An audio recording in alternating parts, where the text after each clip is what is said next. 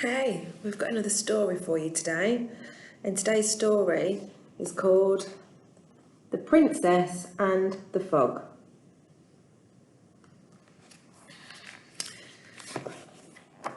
Once upon a time, there was a princess.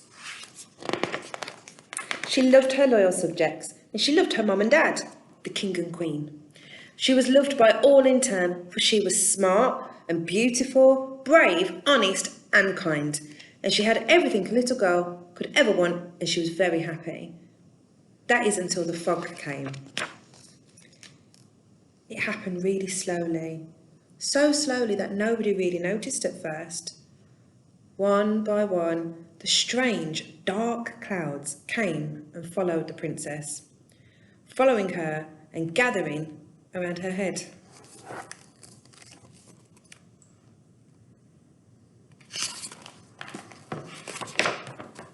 As time went on, it got worse and worse. The clouds kept gathering and growing.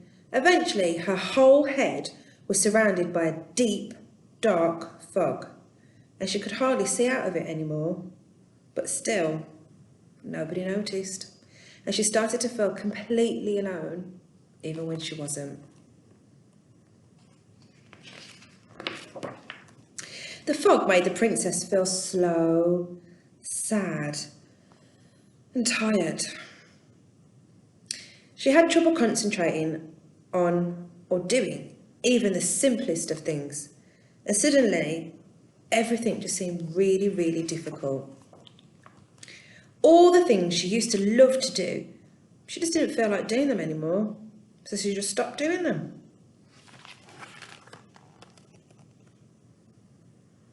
She doesn't look very happy, does she?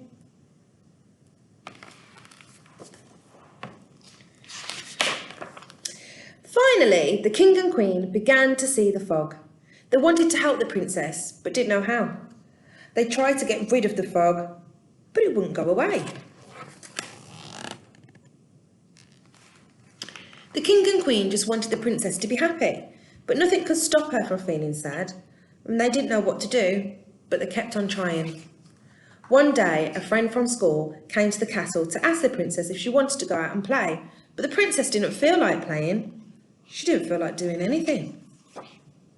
The next day, her friend came to the castle again to ask the princess if she wanted to read some comics together.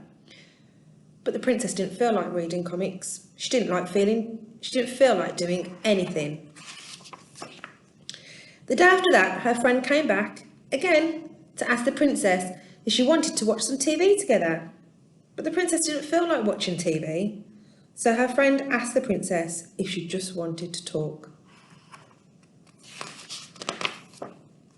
At first, the princess wasn't sure. She found it difficult and didn't know what to say.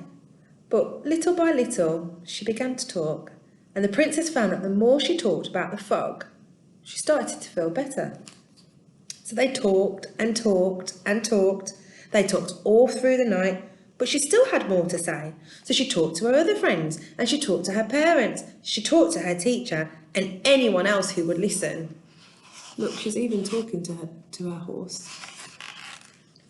Some just listened, but some had similar things to say, and some of them even had ideas of things that would help. Her teacher told her to go and see the adventurers, who took her exploring in the fresh air and sunshine. Look, those are the explorers, look. They also helped her set daily challenges for herself. Completing a challenge every day helped her to feel healthier and happy. The king and queen took her to see the castle druid. They talked about the fog, and he brewed up some potions for her to try. Her friends told her about the 1,000-year-old wise woman who told her that fog like this had been seen in the kingdom before. It often followed people who felt sad or lonely, or who'd been treated really badly. But sometimes it just comes for no obvious reason at all. It isn't easy to make the fog go away, but it helps to talk about it and do the things that make you feel happy.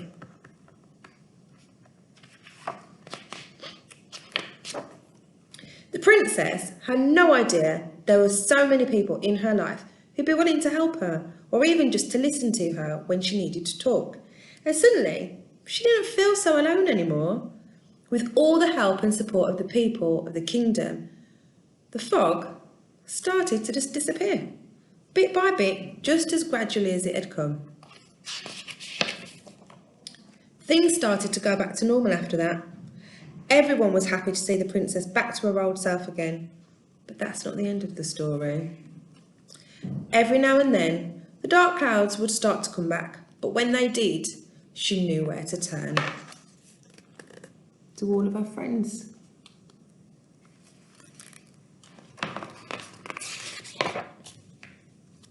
So, that is the end of the book, which was written and illustrated by the same person, a man called Lloyd Jones. So, remember, sometimes it's just good to talk to people. So, we've got your teachers, your friends, your parents. Anyway, I hope you've enjoyed this story and we'll read another one next week. See you later, take care.